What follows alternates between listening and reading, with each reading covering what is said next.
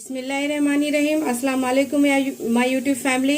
आज मैं लेके आई हूँ बेहतरीन सी रेसिपी जो है खीमे के मैक्रोमी। बहुत ही जायकेदार, अच्छे बनते, झटपट बन जाते। अब देखिए, एक कुकर ले ली मैं। अब कुकर में 2 बड़े चम्मच ऑयल डाल दे रही हूँ मैं। बहुत ही अच्छे बनते हैं, आप ज़रूर ट्राई कीजिए ये रेसिपी को।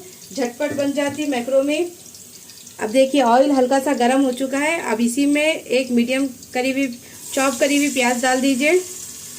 ये मीडियम है, छोटी साइज की है। आप भी ये इतनी लीजिए।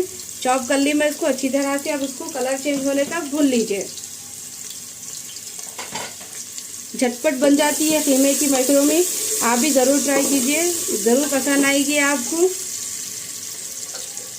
अब देखिए, ये 250 ग्राम खीमा है मटन का। इसको अच्छा मोटा मोटा मैं कूट के ला चुकी हूँ। अब इसी के अंदर धो के और मैं छन्नी में डाल के छान के रख चुकी हूँ। अब देखिए, ये प्याज का कलर थोड़ा सा हल्का चेंज होना चाहिए। इसके बाद कुछ मसाले जाएंगे। लीजिए, प्याज का कलर चेंज हो चुका है। अब इसी के अंदर 1 चम्मच अदरक लहसुन का पेस्ट डाल दीजिए। अब इसकी कच्ची बू जाने तक इसको भून लीजिए। ज़्यादा मत कलर चेंज करिए प्याज का, सिर्फ हल्का सा चेंज होना चाहिए। देखिए इस तरह से। अब इसकी कच्ची बू जाने तक भून लीजिए। आप भी इस अफ्तार पे रमज़ान में ज़रूर ट्राई कीजिए, दस्तरखान पे ज़रूर इस्तेमाल कीजिए, आपको ज़रूर पसंद आएगी ये रेसिपी। अब इसकी कच्ची बू जाने तक इसको अच्छी तरह से भून लीजिए। 1 से 2 मिनट के लिए, 1 से 2 सेकंड के लिए भून लीजिए बस।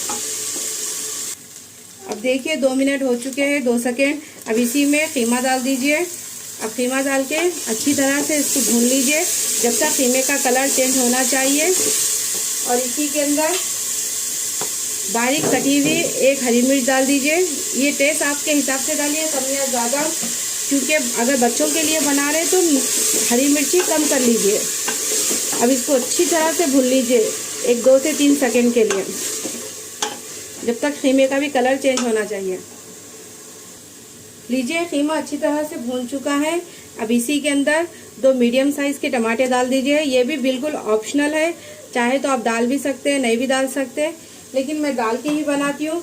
खाली खीमे के भी बना सकते हैं आप, लेकिन इस तरह से भी बना सकते हैं आप। इसको हाई फ्लेम पे अच्छी तरह से भून लीजिए। अब इसी में कुछ पाउडर मसाले भी जाएंगे। अब 1 चम्मच नमक डाल दीजिए। ये आपके टेस्ट के हिसाब से डालिए, जायके के हिसाब से, कम या ज़्यादा। और इसी में 1 चम्मच लाल मिर्ची पाउडर डाल दीजिए। और इसी में आधी चम्मच हल्दी पाउडर डाल दीजिए। 1/4 चम्मच है, ये छोटा चम्मच है। अब इसको अच्छी तरह से हाई फ्लेम पे भून लीजिए। तब तक इसका पानी भी जब्स होना चाहिए और टमाटर भी थोड़ा सॉफ्ट होना चाहिए। उसके बाद प्रेशर लगा देंगे। लीजिए, ये अच्छी तरह से भून चुका है। देखिए, पानी भी अच्छी तरह से सूख चुका है, तेल सेपरेट हो चुका है। अब इसी में आधा चम्मच गरम मसाला पाउडर डाल दीजिए। बहुत ही मज़े के बनते हैं ये मैक्रोमी, आप ज़रूर बनाइए। अब और इसमें आधा कप पानी डाल के खीमे को अच्छी तरह से गला लीजिए।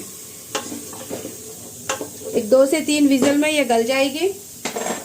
चलिए, 2-3 सीटी में ये पक जाएगा। लीजिए, माशाल्लाह से खीमा अच्छी तरह से भून चुका है। अब इसको थोड़ा सा अच्छी तरह से ड्राई, एकदम सूखा कर लीजिए। अब इसके बाद मैक्रोमी का पानी भी गर्म कर लेंगे। तब तक इसको दूसरे चूल्हे पे रख दीजिए। देखिए, अब एक पतीले में मैं पानी पहले से गर्म करने रख चुकी थी। अब इसी में 1 चम्मच ऑयल डाल दीजिए। तेल डालने से क्या होगा कि आपके मैक्रोमी चिपकेंगे नहीं। अब इसी में 2 चम्मच नमक डाल दीजिए। आप कोई से भी ब्रांड के मैक्रोमी ले सकते हैं, कोई सा भी पास्ता ले सकते हैं। अब ये खौलते हुए पानी में ये सारे मैक्रोनी डाल दीजिए। अब उसको पूरा 100% गला लीजिए अच्छी तरह से।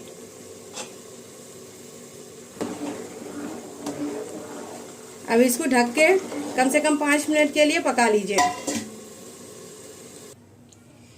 लीजिए, मैक्रोनी भी अच्छी तरह से गल चुकी है। मैं इसको छान के एक साइड में रख चुकी हूँ। अब इसी पे थोड़े से फ्रेंच फ्राइज डालूंगी मैं। और खीमा भी रेडी हो चुका है। इसको इस तरह से लंबे लंबे काट लीजिए। आप चाहे तो रेडीमेड भी ले सकते, कोई बात नहीं, ये भी ले सकते। अब इसी में कुछ मसाले डालूंगी। पेरी पेरी मिक्स डालूंगी मैं, ये रेडीमेड है। 1 चम्मच उतना ये डालूंगी। इसका भी ज़बरदस्त फ्लेवर आएगा। और ये फ्रेंच फ्राइज ज़रूर बनाइए, बच्चों को बहुत अच्छे दिखेंगे। और इसमें आधी चम्मच चिली फ्लेक्स डाल दीजिए। बच्चों के लिए बना रहे हैं तो कम ही करिए इसमें। और खीमा भी मेरा रेडी हो चुका है। अब खाली मैं ये तल के उसको किस तरह से रखूंगी वो भी बताऊंगी मैं आपको। अब इसी में 1 चम्मच नमक डाल दीजिए। बहुत ही ज़बरदस्त बनते हैं ये फ्रेंच फ्राइज, आप ज़रूर ट्राई कीजिए ये रेसिपी को।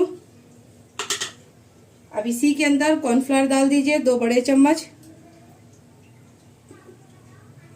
अगर आपके पास ये कॉर्नफ्लावर नहीं है तो चावल का आटा भी डाल सकते हैं। अब डाल के इसको हल्का सा इस तरह से ट्विस्ट कर लीजिए, ऊपर नीचे कर लीजिए इसको इस तरह से। इसकी कोटिंग अच्छी तरह से पूरे आलू पे लगना चाहिए। ये एक मीडियम साइज का नहीं, एक बड़ा साइज का आलू है। अब इसको अच्छी तरह से इस तरह से करके कोटिंग कर लीजिए।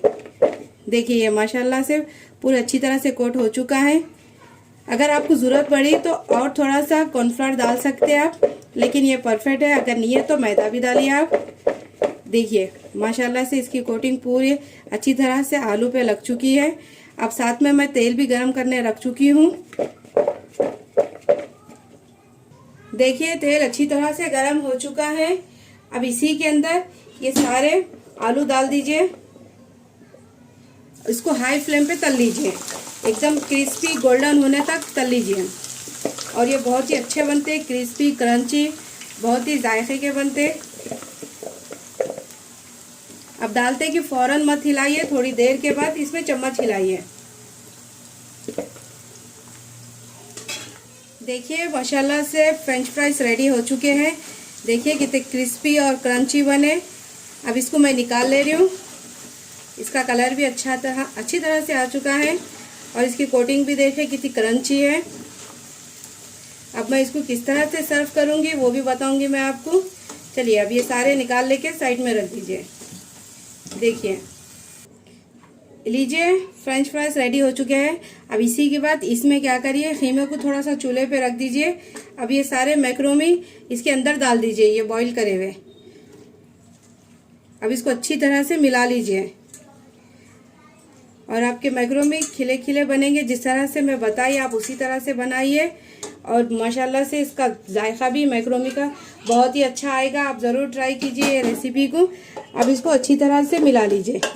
खीमा और ये मैक्रोनी अच्छी तरह से मिलना चाहिए। देखिए माशाल्लाह से कितना अच्छा इसका कलर आया है और इसका लुक भी देखिए कितना अच्छा दिखा। अब इसी में थोड़ा सा हरा धनिया डाल दीजिए, कोतमीर। अब डाल के इसको सर्व कर लीजिए। ये रेडी हो गया है। अब इसको सर्व करके मैं बताऊंगी आपको।